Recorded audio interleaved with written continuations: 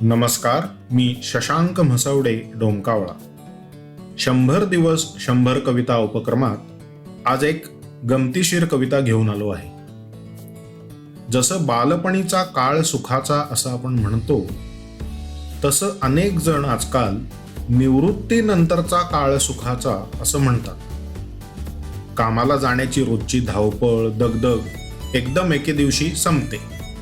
मुलं मार्गी लागलेली असतात, पण घरातली स्त्री मात्र निवृत्त होऊ शकत नाही. तिला काही रांधा वाढा उष्टी काढा चुकत नाही.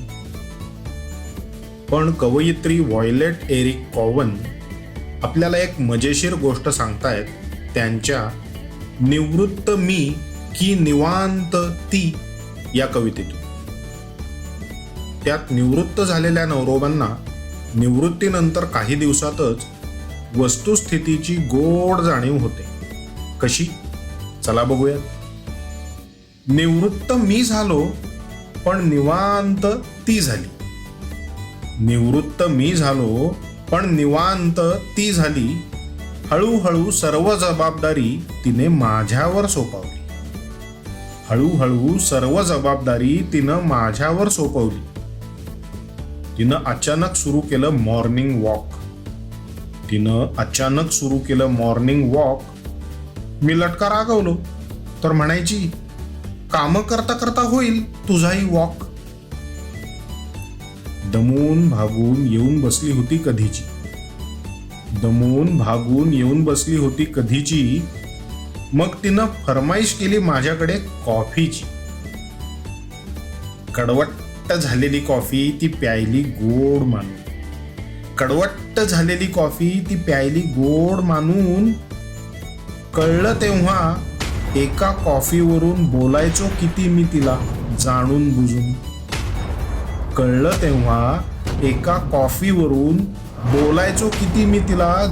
बुजून. दुपार झाली तशी स्वयंपाकाची आली पाळी. भाजी झाली होती खारट, थोडीशी करपली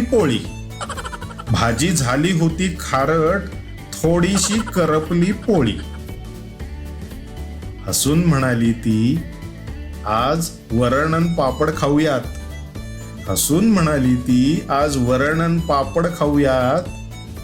अक्षम्य माझ्या चुका असूनही कधी म्हणाली नाही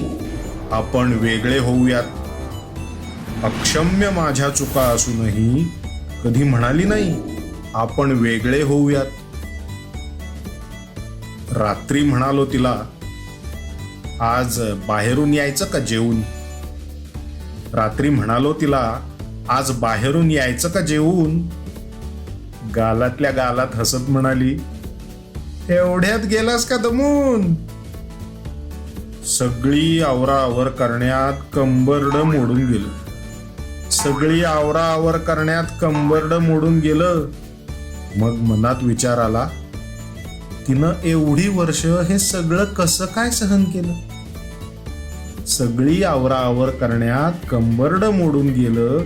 मग मनात विचार आला, तिनं एवढी वर्ष हे सगळं कसं काय सहन केलं. निवृत्त मी झालो, पण निवांत ती झाली.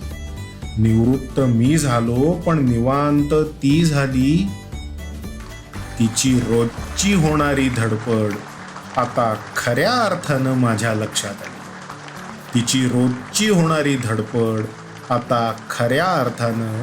लक्षात आली. धन्यवाद. 100 दिवस 100 कविता या उपक्रमातली पुढची कविता अनुभवण्यासाठी डोमकावळा YouTube चॅनलवर उद्या नक्की भेटूयात. डोमकावळा चॅनलला लाईक करा, सबस्क्राईब करा आणि शेअर करा. छान छान कविता ऐकायला इथे जरूर या.